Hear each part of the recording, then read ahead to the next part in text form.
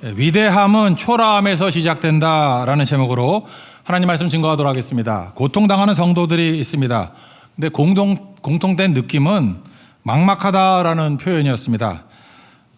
고3 우리 학생 만났습니다. 그랬더니 입시가 막막하다, 대비를 잘 못했다, 그런 얘기를 합니다.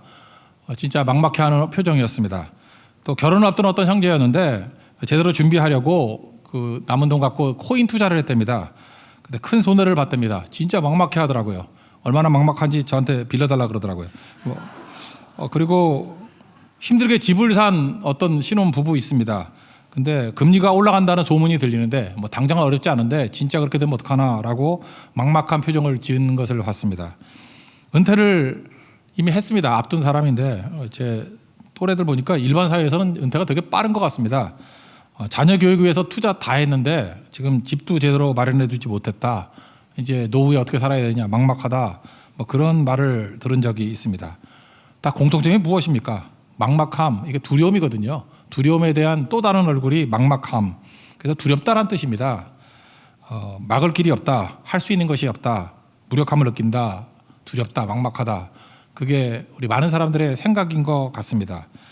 바울의 모습도 비슷하다고 생각을 합니다.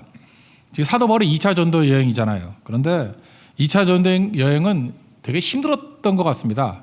첫 번째는 출발부터 절친이 바나바와 대판 싸웠잖아요. 다툼이 벌어졌습니다. 그러니까 막막하죠. 친구하고 떨어졌잖아요. 그리고 약간의 그 죄책감을 갖는다 그러면 친구하고 싸웠기 때문에 이런 일이 벌어졌을 것이다, 뭐 이렇게 추측할 수도 있죠. 방향을 못 찾습니다. 길이 잠깐 막히는 거예요. 아시아로 가려고 그랬더니 성령이 맞고, 비두니아로 가려고 그랬더니 예수의 영이 맞고, 그러니까 뭐 성령이나 예수의 영이나 다 똑같죠. 하나님 막으신다, 그런 거였습니다. 천신만고 끝에 환상 보고 이제 유럽으로 가죠. 이제 빌립보를 향해서 갑니다. 그러니까 이것도 참 막막한 일이었어요. 근데 빌립보에 딱 갔습니다. 갔더니 더 막막한 거예요. 어디서부터 시작해야 될지 모르는 거예요. 사도 바울의 그 전도 전략은 어떤 거냐 하면은 일단 회당부터 가는 겁니다. 그래서 유대인들, 믿는 사람들 만나서 구약을 설명하고 거기서부터 예수님을 증거하는 이런 방식으로 전도를 했다고요. 그게 1차 전도 여행할 때의 방식이었습니다. 그런데 빌립보에 갔더니 회당이 없는 거예요. 왜 그러냐 하면은 빌립보는 가장 로마적인 도시였습니다. 마게도냐 지방에서 가장 로마적인 도시.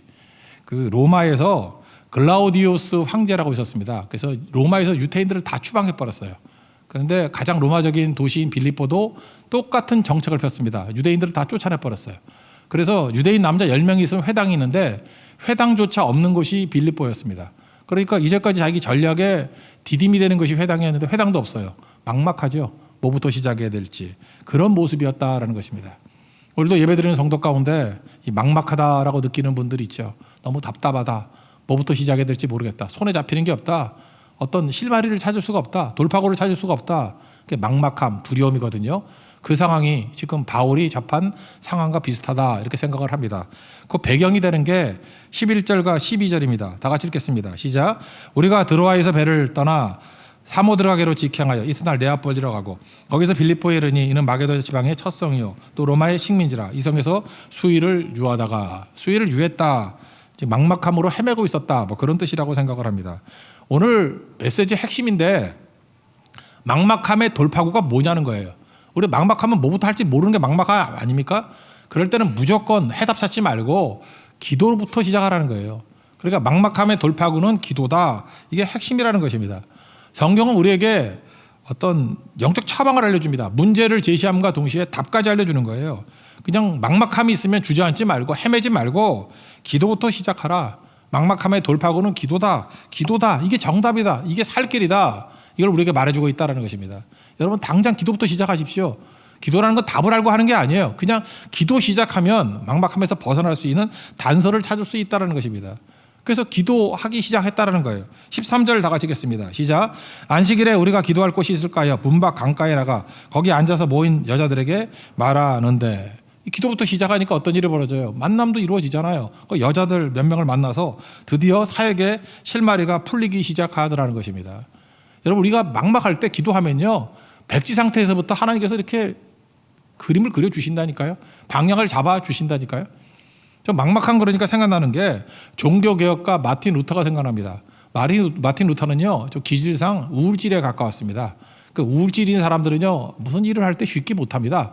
되게 어렵게 하고 고민도 많고 갈등도 많고 그러다 보니까 정서적으로 너무너무 불안한 거예요. 그죠? 이렇게 로마 캐톨릭의 그 거대한 세력과 싸워야 되니까 견딜 수 없는 정치적 고통도 있고 잠도 제대로 못 자는 거예요. 맨날 불안하고 두렵고 뭐 이렇게 꽉 눌려 있는 그런 상황이었다라는 것입니다. 그런데 사람이 이렇게 돌파구라는 게 있잖아요. 이렇게 벗어날 수 있는 길이 뭐냐면 좋은 친구가 있었습니다. 프레드릭 미코니우스라는 좋은 친구가 있었어요. 이 친구를 만나면 힘을 얻는 거예요. 그렇게 불안했는데 불안이 사라지고 두려움도 사라지고 위로를 얻고 힘을 얻는 그런 좋은 친구였습니다. 그래서 얼굴만 봐도 위로가 되는 거예요. 여러분 그런 사람 있습니까? 전화만 해도 힘을 얻고요. 얼굴 보면 막 기쁨이 넘쳐나고 또 새로운 어떤 의욕이 생기고 그런 사람이 있습니까? 루터에게 있어서는 미코니우스라는 사람이 바로 그런 사람이었다라는 것입니다. 너무너무 귀한 사람이죠. 그러니까 미코니우스가 있기 때문에 내가 지치지 않고 사역할 수 있다. 낙심하지 않고 사역할 수 있다. 그런 친구라고요. 미코니우스. 근데 이게 무슨 일입니까? 갑자기 불치병에 걸렸대요. 뭐 기록은 정확히 나와 있지 않습니다. 근데 뭐 죽을 병에 걸렸대요. 그래서 시름시름 앓다가 거의 죽을 상황까지 처하게 되었습니다. 그 친구인 루터에게 편지를 보낸 거예요. 유서 같은 편지죠. 야 루터야, 나 이제 먼저 죽게 간다. 잘 살아라. 뭐 이런 내용이에요. 청천벽력 같은 거죠. 이 소식을 듣고 그냥 주저앉은 거예요. 여러분 그런 거 있습니까? 보통 때 옆에 있을 땐 잘 모르는데 그 사람이 없다, 그 사람이 죽는다, 그럼 나 혼자서는 못 살 것 같은 그런 느낌 받은 적 있습니까? 보통 잘 못 느껴요. 근데 죽는다고 생각하니까, 없다고 생각하니까 못 살겠는 거예요. 이 충격입니다. 충격. 막막함이죠. 이 미코니우스 없으면 나는 어떻게 사나. 루터가 그때부터 한 일이 뭐예요? 막막하니까 기도했습니다. 기도. 그러니까 기도하기 시작했다라는 거예요. 기도부터 시작했어요. 뭐 답도 없죠. 그냥 뭐 3일인가 뭐 며칠 동안 금식하면서 기도하기 시작했다는 것입니다. 기도했더니 점점 마음에 안식이 찾아오고 또 하나님의 성령께서 응답을 주시더라는 거예요. 안 죽는다 뭐 그런 응답이었겠죠. 그래서 친구 미코니우스에게 답장을 썼대요. 이렇게 썼습니다. 내가 예수 그리스도의 이름으로 명하노니 너는 다시 살 것을 명한다. 뭐 그렇게 얘기했대요. 그리고 왜냐하면은 종교개혁이라는 이 거대한 일들이 하나님의 사역인데 내가 꼭 필요하기 때문이다. 그 다음에 주께서 내가 죽었다는 소식을 내게 들리지 않도록 한다고 나에게 약속하셨다. 그죠? 너는 나보다 오래 살 것이다. 이렇게 얘기했다는 거예요. 그죠? 이것이 내게 이루어질 줄로 믿고 기도한다. 예수 그리스도의 이름으로 일어나라. 미코니우스 이렇게 얘기했다는 거예요. 근데 진짜 신기하게도요, 이 답장을 받고 난 다음에 미코니우스의 병세가 호전이 되었고 치료가 되었답니다. 그리고 마지막 루터와 함께 종교개혁까지 완성이 됐대요. 진짜 놀라운 일이죠. 그리고 진짜 신기하게 기도돼야 되는 거예요. 루터가 죽고 난 다음에 2달 있다가 미코니우스가 죽었어요. 그러니까 너는 나보다 더 오래 살 거다. 뭐 이런 게 진짜 맞는 얘기였죠. 저도 친구가 있거든요. 절친 그 교수 친구가 하나 있는데 원래 대학 교수들이 기도 안 하잖아요. 근데 이 친구는 기도를 진짜 열심히 해요. 정말 열심히 하는 친구라고요. 그리고 뭐 결혼 생활도 안 하기 때문에 홀로 지냈기 때문에 뭐 진짜 기도한다 그러면 진짜 엄청 기도하는 친구입니다. 제가 폐암 걸렸다는 소식을 이렇게 전했어요. 전했더니 이 친구가 진짜 미코니우스 같이 충격을 받더라고요. 내가 기도한다. 그죠? 금식하며 기도한다. 그러면서 저한테 뭐라 그러는지 알아요?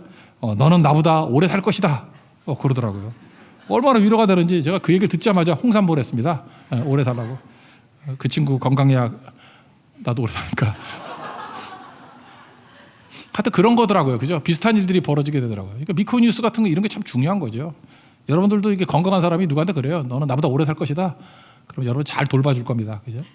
스스로에게 한번 외쳐보세요. 그죠? 예수 그리스도 이름으로 일어나라. 자기 자신의 이름을 부르면서 그죠?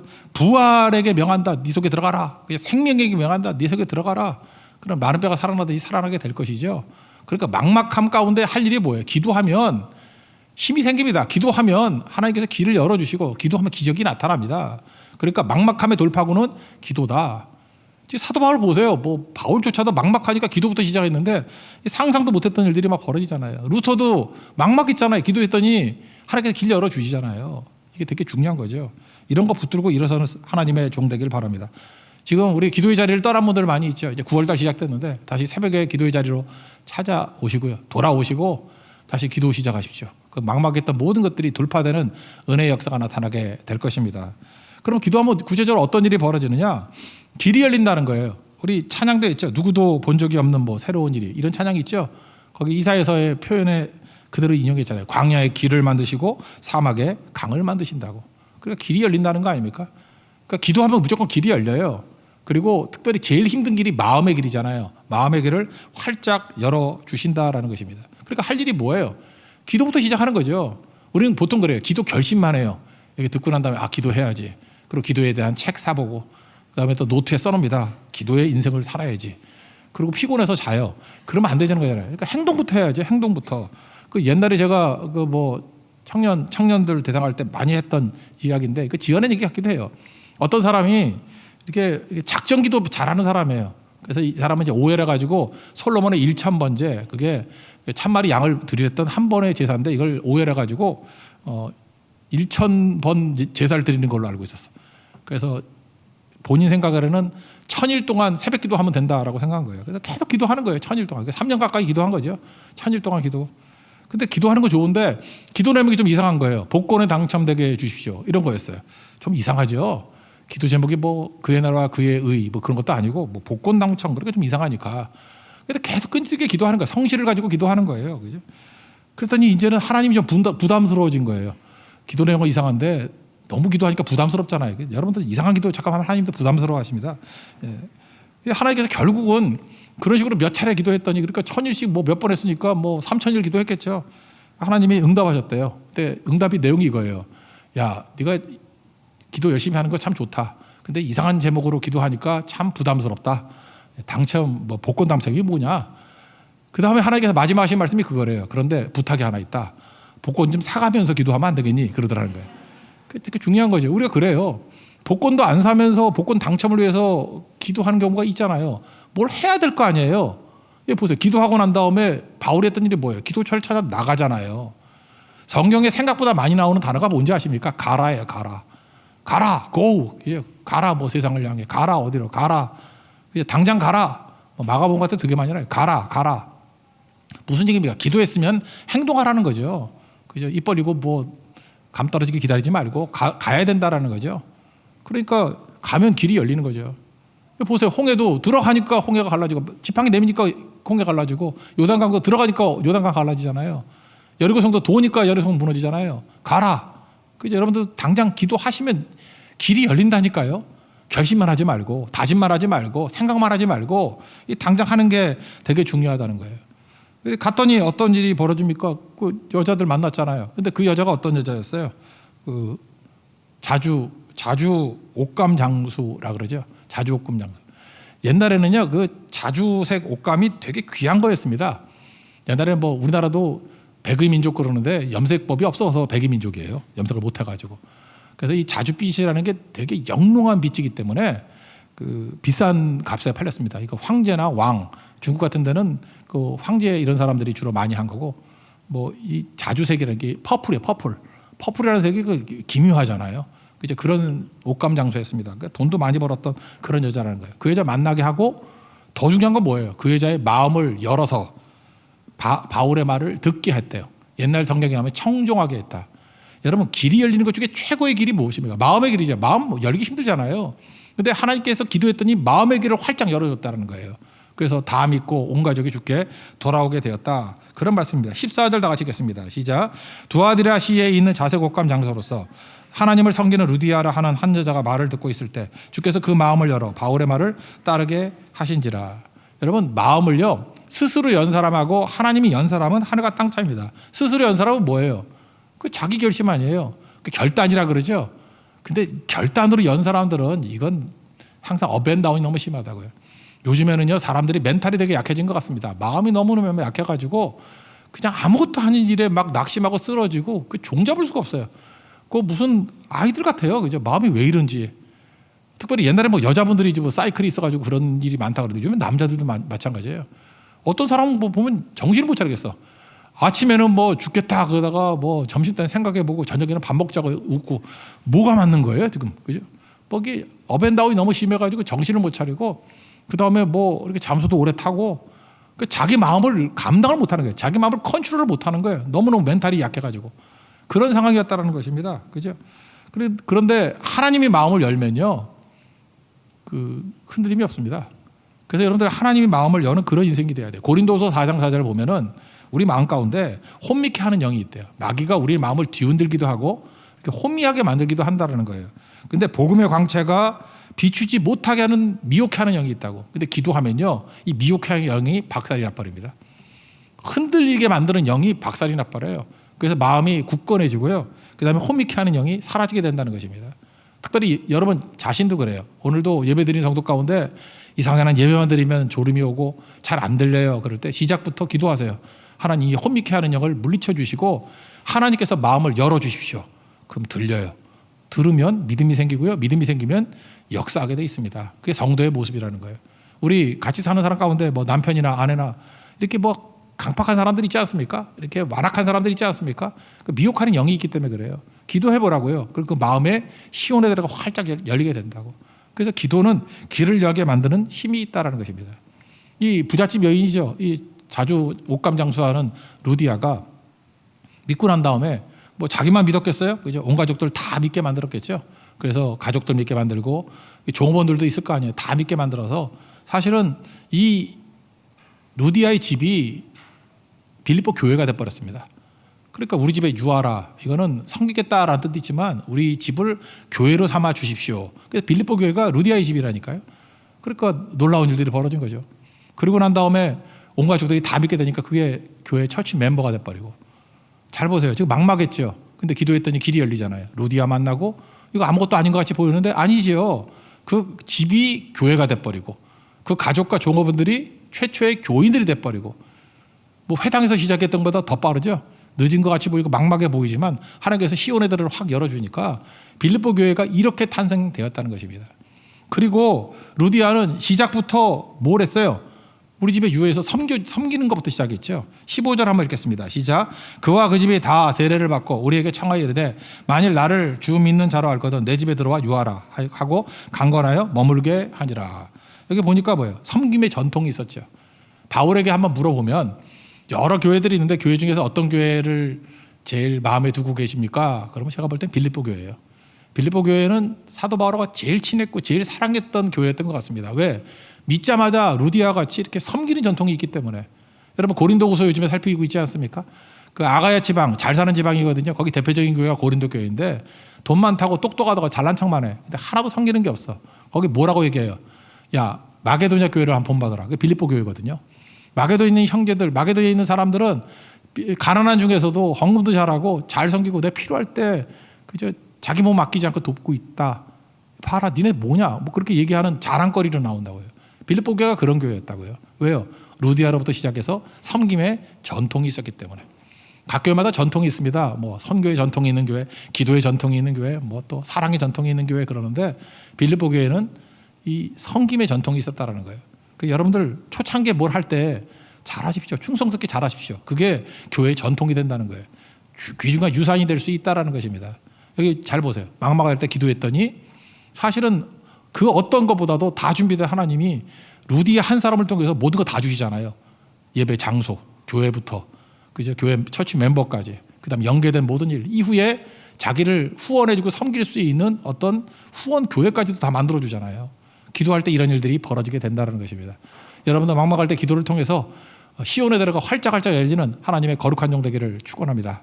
그리고 또 한 가지를 살필 게 뭐냐면은 기도하면요 작은 일도 소홀히 하지 않는다는 것입니다. 그래서 위대함을 이룬다는 거예요. 오늘 제목 같습니다. 위대함은 초라함에서 시작된다. 대부분 위대함까지 가지 못하는 이유가 뭐냐면 초라한 것을 견디지 못해요. 초라한 걸 보면 낙심하고 뭐 포기해버리고 우습게 여기고 그래서 그 큰 것으로 못 간다라는 것입니다. 여기 보세요. 사도 바울이 하나님의 인도하심을 가지고 빌립보에 갔어요. 그러니까 마게도냐로 갔다고요. 갔더니 너무 초라한 거야. 그죠? 뭐 안식일에 회당도 없고 갈 곳도 없고 또 갔습니다. 갔더니 뭐 지금이야 뭐 여자들 모였다 그러니까 귀중한 뭐 재원입니다. 이럴 수 있겠지만 2000년 당시만 해도 여자들은 숫자로도 안 친 거 아시죠? 되게 여자들 무시하던 그런 시대거든요. 그러니까 뭐예요? 남자 한 명도 없는 여자들 뿐이야. 이거는 뭐 아무것도 없다. 그런 뜻이라고요. 되게 초라한 모습이라고요. 그런데 그 모임 가운데 어떤 일이 벌어집니까? 유럽 문명을 만드는 그 유럽의 역사가 벌어지는 시작이 빌립보라고요. 그러니까 사소해 보이고 초라해 보이는 곳에 한 곳에 놀라운 위대함이 숨겨져 있지 않습니까? 여러분 그래서 하나님께서 여러분 인도하시고 기도하게 만들면 이 작은 것들에 충성하게 만들고 사소한 것들에 집중하게 만드는 힘이 있다는 것입니다. 거기에 위대성이 숨겨져 있다니까요. 누가복음 10장 10절을 보니까 지극히 작은 것에 충성된 자는 큰 것에도 충성되고, 그러니까 여러분 작은 것에 충성하는 것을 훈련 안 하면 큰 것에 충성 못합니다. 작은 것에 배신하면 큰 것도 배신해요. 작은 것에 불의한 자는 큰 것에도 불의하니라.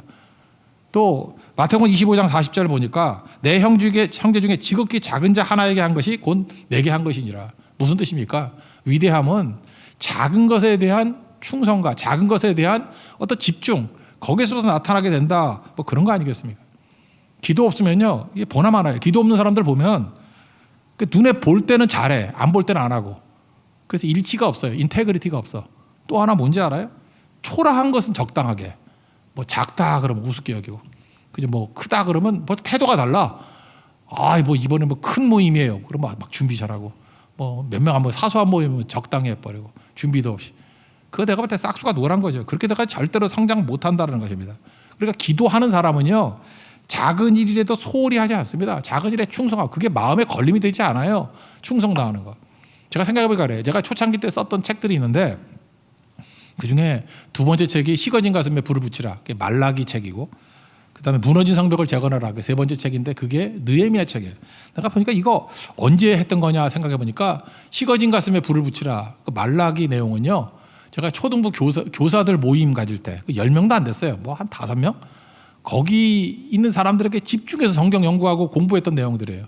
근데 그게 사실은 10만 명 넘게 사람들이 읽었거든요.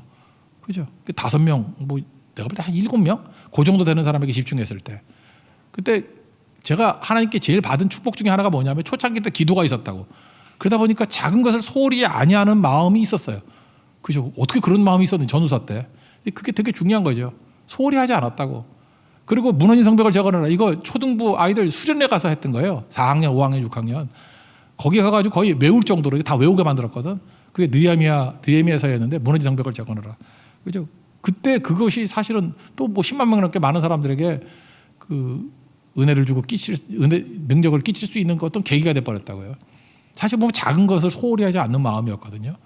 이거 죽을 때까지 계속 마음에 가졌으면 좋겠어요. 이거 떠나가면 아무것도 아니거든요. 그러니까 무슨 얘기예요? 초라함에서 위대함 나온다는 거예요. 위대함은 초라함 속에 숨겨져 있는 것입니다. 제가 집회 한번 생각해 보니까 미국 집회 중에 제 인상에 남는 집회가 있어요. 되게 집회 가면 사람들 많이 오잖아요. 뭐 몇천 명씩 올 때도 있고. 그런데 제일 작은 집회가 어디였냐면 뉴욕에 가면은 그 맨하탄에서 쳐다보면은 그 유니온 시티라고 있어. 그 건너편에. 거기에 옛날 미국 교회 큰 것들이 있거든요. 하여튼 그 한인교회 이름이 허드슨 교회야. 허드슨 강 옆에 있다 그래서 허드슨 교회. 근데 교회가 그냥 그 고딕식으로 옛날 유럽에 있는 교회같이 큰 교회예요. 뭐 동시에 내가 볼 때 몇천 명은 들어갈 수 있어. 그게 큰 교회예요. 그런데 이 교회를 한인교회에서 산 거예요. 어떻게 샀느냐? 조건이 있어요. 그 유물이기 때문에 손대면 안 돼. 그리고 문화재 보호하는 사람하고 뭐 이렇게 상의해가지고 해야 돼. 그러니까 뭐 하나도 건들 수가 없어요.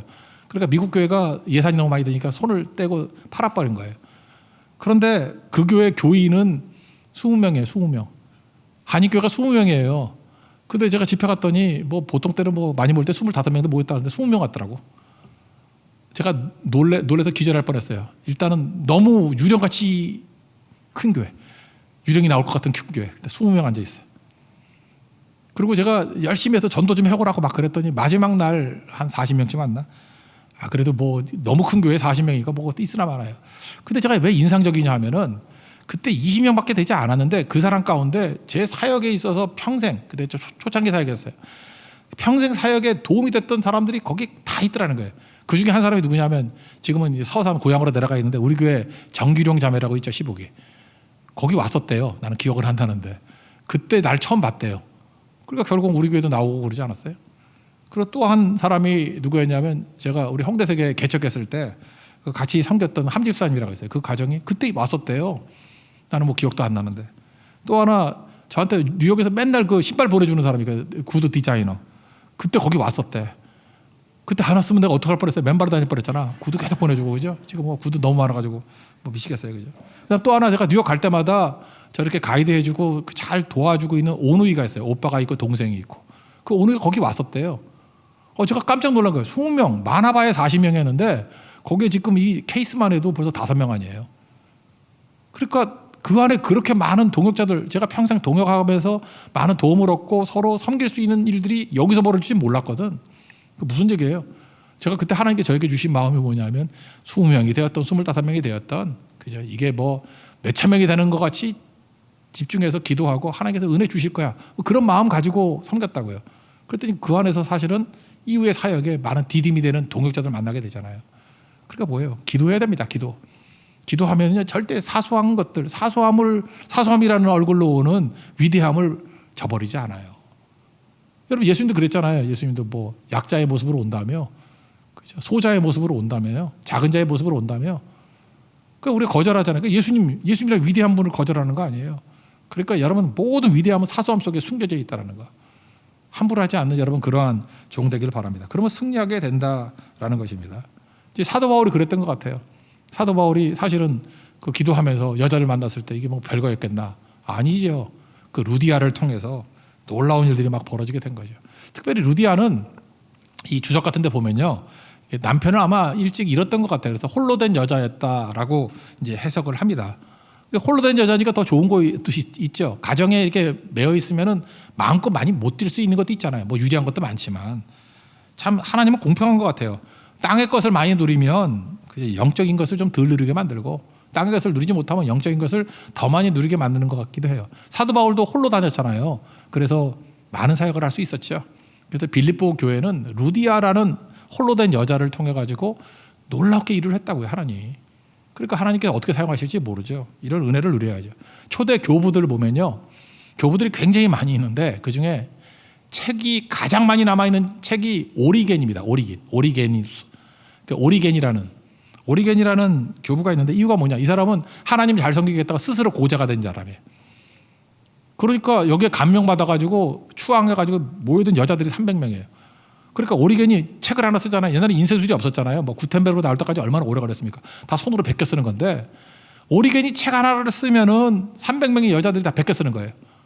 그러니까 초대교회 그 양으로 따진다 그러면 300명이 베껴 쓰고 출판해 내니까 초대교회 웬만한 교회들은 책 한 권이나 두 권밖에 없었거든요.